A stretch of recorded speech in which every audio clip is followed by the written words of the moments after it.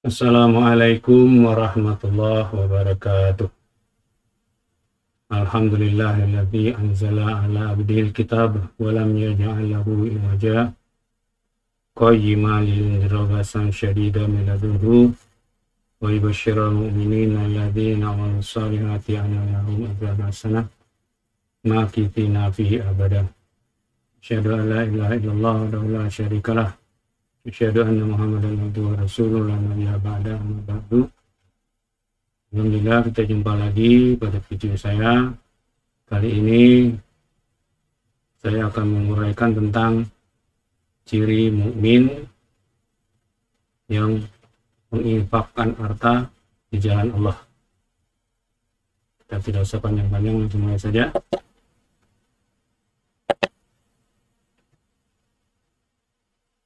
Menginfakkan harta sebagian dan mengambilkan sebagian harta. Ciri ke-11 mukmin.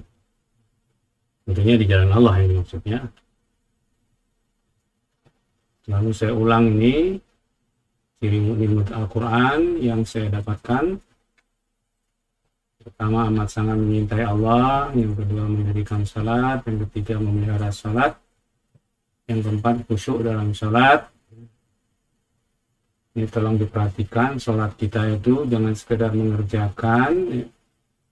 Nah, kalau tidak sampai pada tingkat khusyuk, kita nggak masuk mukmin, jadi sholatnya tidak diterima.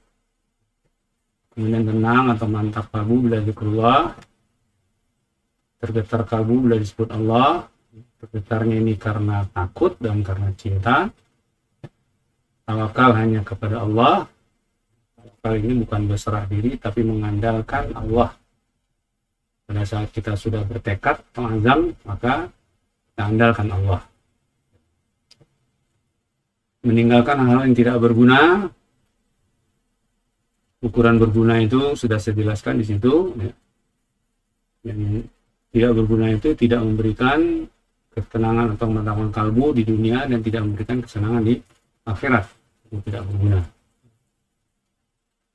Kemudian yang ke-9, dengar dan taat terhadap firman Allah dan sabda Rasul. Yang ke-10, bertambah iman bila berjaya Allah. Sekarang yang ke-11, menginfakkan sebagian harta.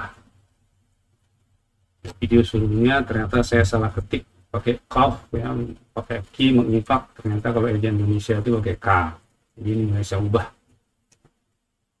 12, menunaikan zakat. Yang ketiga, memelihara kemaluan. Yang 14, memelihara amanah dan janji. Dan ke-15, tidak ragu jika dengan harta dan jiwa di jalan Allah.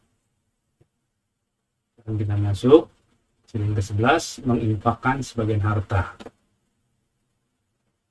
Ini disebutkan Allah di dalam surat Al-Anfal ayat 3. A'udzubillahi minasyaitonirrajim. Wa mimma razaqnahum yunfiqun.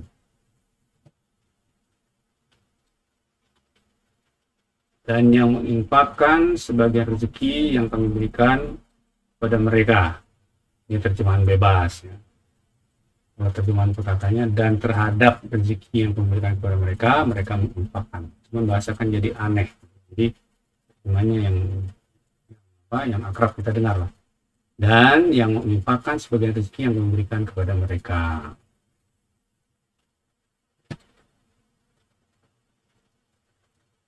Beberapa ketentuan tentang infak dalam Al-Quran yang saya ketahui adalah: pertama, lebih dari keperluan. Ini Allah sebutkan di dalam surah Al-Baqarah 219. Wa yas'alu a'udzubillahi minasyaitonirrajim wa yas'alunaka madza yunfiqun qulil afwa. Salah ketik ini.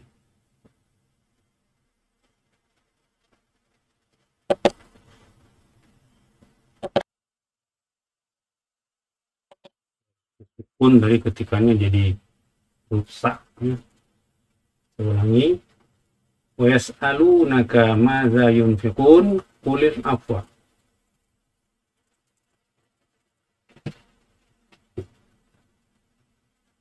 Dan mereka menanyakan kepadamu tentang apa yang harus mereka infakkan. katakanlah kelebihan dari apa yang diperlukan. Jadi ukuran infak itu kalau kita lebih dari perlu, baru kita infak. Bukan lebih dari yang kita inginkan.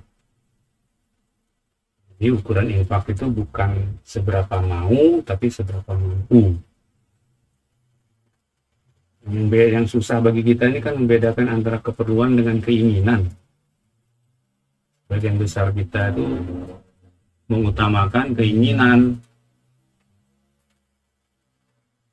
Ada orang yang bisa ngajak makan teman-temannya itu sampai keluar ya 1-2 juta.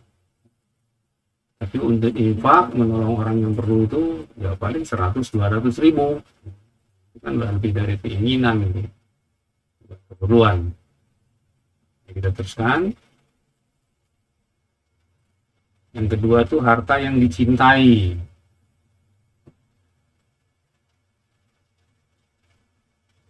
Surat Ali Imran, surat ketiga ayat 92. Bismillahirrahmanirrahim. Lan tanalul birra hatta tunfiqu ma tuhibbun.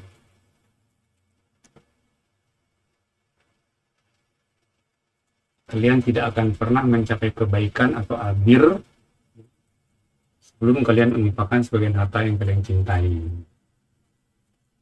Birrul walidain ya. Di surat Al-Baqarah juga laisa birra an tuwallikum qibala al-masyriqi wal maghrib, kata-kata birra ya. Bukanlah, di situ terjemahnya kebaktian. Jadi bir ini bukan arti khair ya. Berbuat baik yang bernilai baik di mata Allah. Jadi kalau kita ngasih barang bekas, ngasih pakaian bekas itu nggak termasuk kebaikan. Saya malah mengatakan kalau orang ngasihnya pakaian bekas, buang sampah, udah nggak pakai-pakai, daripada menunggu lemari, dia kasih orang. Dianggap itu kebaikan, bukan abira itu. Jadi yang kita cintai, yang kita sukai, berat. Ini bagi orang beriman nggak berat.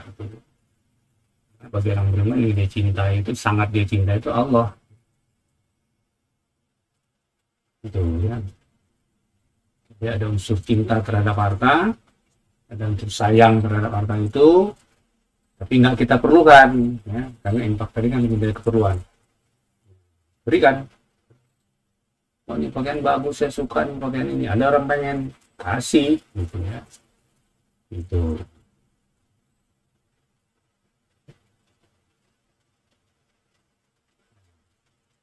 Berinfak malam dan siang, sembunyi-sembunyi maupun terang-terangan. Di surah Al-Baqarah 234.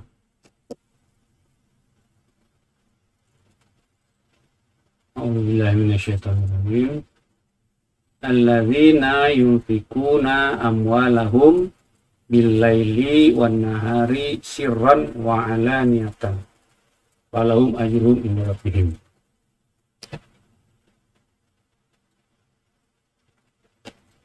Orang-orang yang infakkan hartanya malam dan siang hari, sembunyi-sembunyi maupun terang-terangan, mereka mendapat imbalan dari Rabb-nya. Jadi infak itu ya siang, ya malam, kapan orang perlu kasih. Mau sembunyi-sembunyi orang nggak tahu, mau orang tahu nggak ada persoalan. Karena yang penting Allah melihat. Jadi nggak ada waktu tertentu untuk infak, nggak ada kondisi tertentu untuk infak. Kalau perlu malam, malam. Kalau perlu siang, siang. Kalau perlu sembunyi-sembunyi, ya sembunyi-sembunyi. Kalau perlu terang-terangan, ya terang-terangan.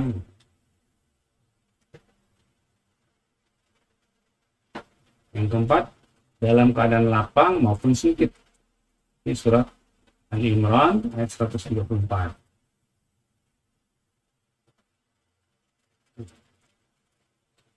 Alladzina a'udzubillahi minasyaitonir rajim. Alladzina yunfikuna fis sarai wad dharra. Orang-orang yang berinfak dalam keadaan lapang maupun sempit. Jadi lapang kasih banyak, sempit kasih sedikit. Jadi dalam keadaan berutang dan uangnya untuk bayar utang. diutamakan. Misalnya 1.000 ya 1.000, misalnya 1.000.000 ya 1.000.000 infak. Kemudian yang kelima, berinfak untuk mendapatkan ridha Allah. Ini masalah niat.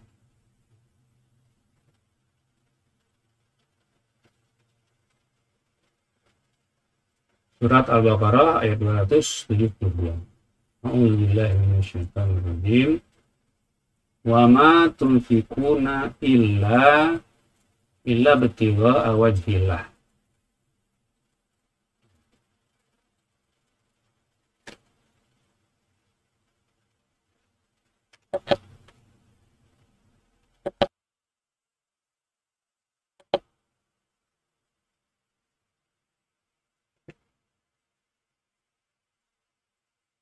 Dan tidaklah kalian berinfak kecuali untuk mendapatkan wajah atau ridha Allah. Ini masalah niat.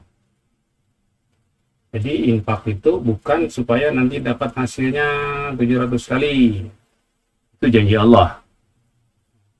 Dan Allah itu tidak pernah ingkar janji. Jadi tidak dijadikan tujuan pun pasti dapat.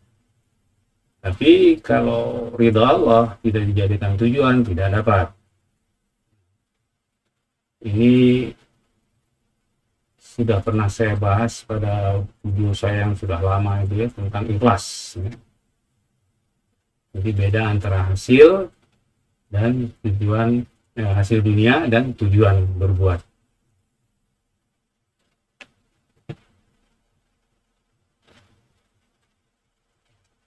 Berinfak itu tidak berlebihan dan tidak pelit. Surat Al-Furqan ayat 67.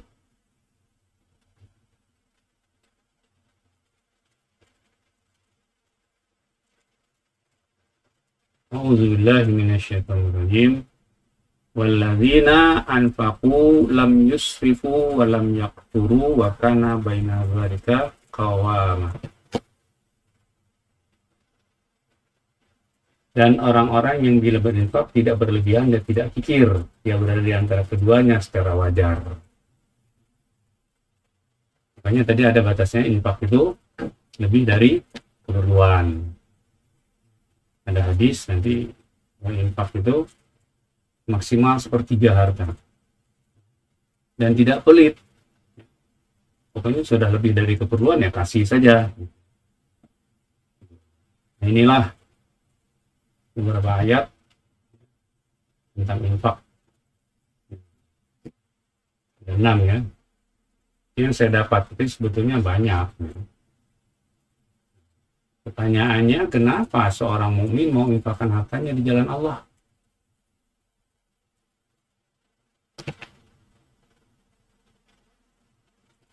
Karena dia sadar betul bahwa seluruh miliknya adalah modal yang disediakan Allah untuk menggapai cinta, kasih sayang atau rahmat dan ridha Allah.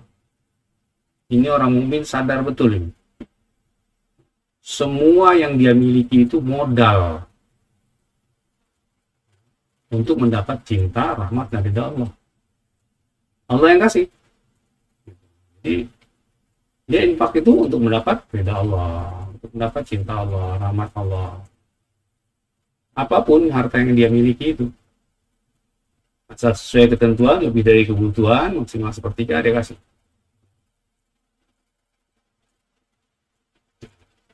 Sekarang bagaimana kalau hartanya banyak sekali gitu ya? Keperluan dia cuman ya mungkin 10% dari harta dia itu sudah lebih dari keperluannya. Berpegang kepada ayat. Karena yang maksimal 1/3 itu kan hadis. Kalau punya duit 10 triliun, terus bingung mau ngapain, infakin aja, banyak-banyak. Apa yang punya segitu ya? Jadi yang jadi batasan penting dalam infak itu adalah lebih dari keperluan. Walaupun ada hadis ya, tahanlah sebagian hartamu untuk masa depanmu. Makanya tidak boleh berlebih-lebihan. Oke, Jadi orang mukmin itu sadar bahwa semua yang diberikan Allah itu adalah modal untuk menggapai cinta, rahmat, dan ridha Allah. Semuanya digunakan untuk itu. Harta, waktu, tenaga, pikiran, kesempatan, kesehatan, semua begitu. Bahkan dia merasa rugi bila hartanya tidak digunakan untuk memperoleh semua itu. Itu orang beriman tuh. Rugi dia. Harta ini kok masih ada di rumah sini? Nah, ada yang perlu tuh kasih gitu.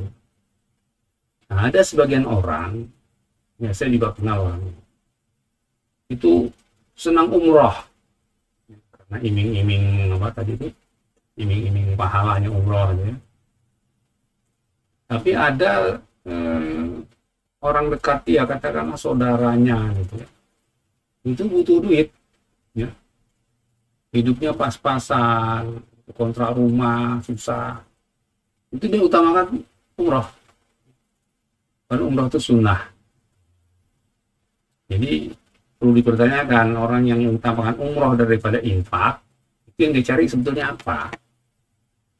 Kalau dia mencari cinta, rahmat, ridha Allah, ya infak duluan.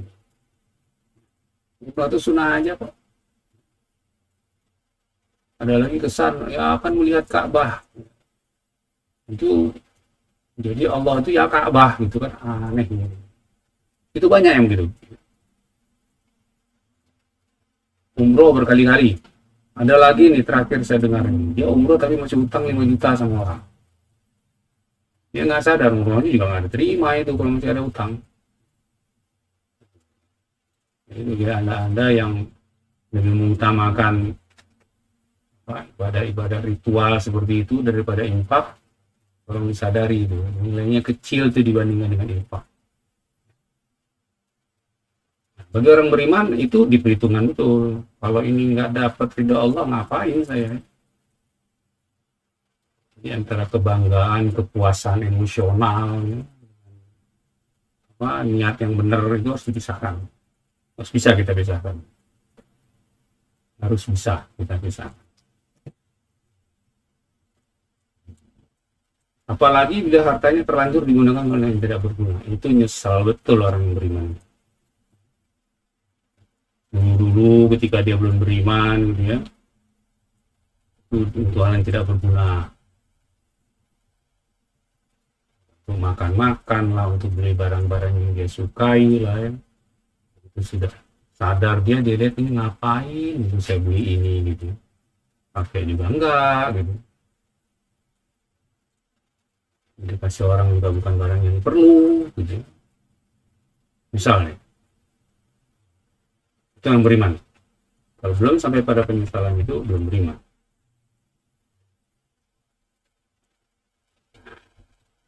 Saya kira segini saja penjelasan saya. Oh, terakhir nih, hatinya risau bila dalam satu hari dia belum infak. Jadi bagi dia itu tidak ada hari tanpa infak. Makanya ada itu istilah sedekah subuh. Itulah hadisnya infak. Jadi tiap hari infak. Dia cari orang siapa yang perlu.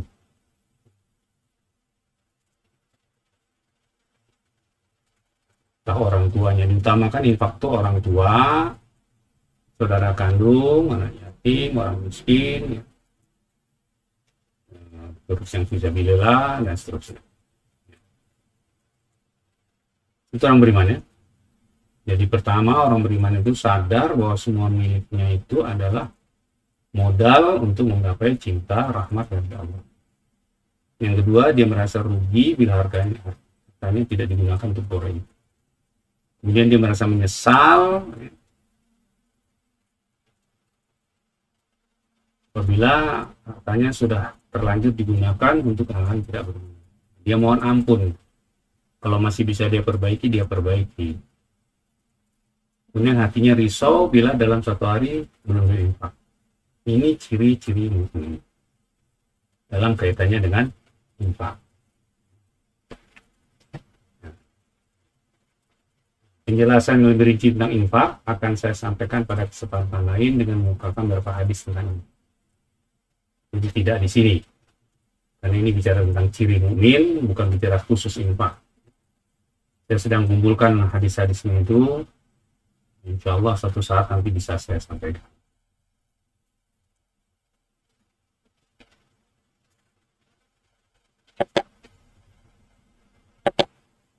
Saya kira itu saja bisa saya sampaikan dalam kaitan dengan menginfakkan sebagian harta.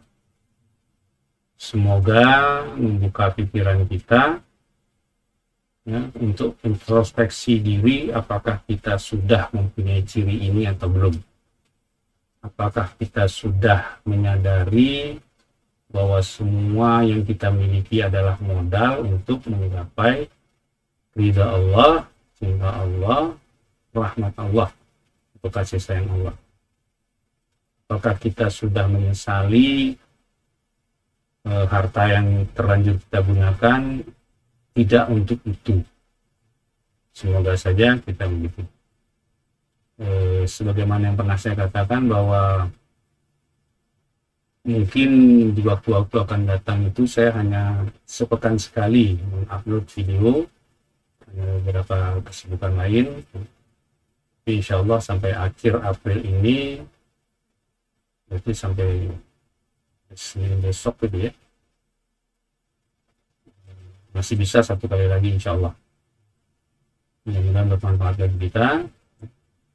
Kalau yang benar itu datangnya dari Allah, dan salah itu datangnya dari diri saya. Saya kira cukup sekian dulu. Terima kasih atas perhatiannya. Saya akhiri dengan doa kafaratul majlis. Subhanakallahumma wa bihamdika, asyhadu an la ilaha illa anta, astaghfiruka wa atubu ilaik. Wassalamualaikum warahmatullahi wabarakatuh.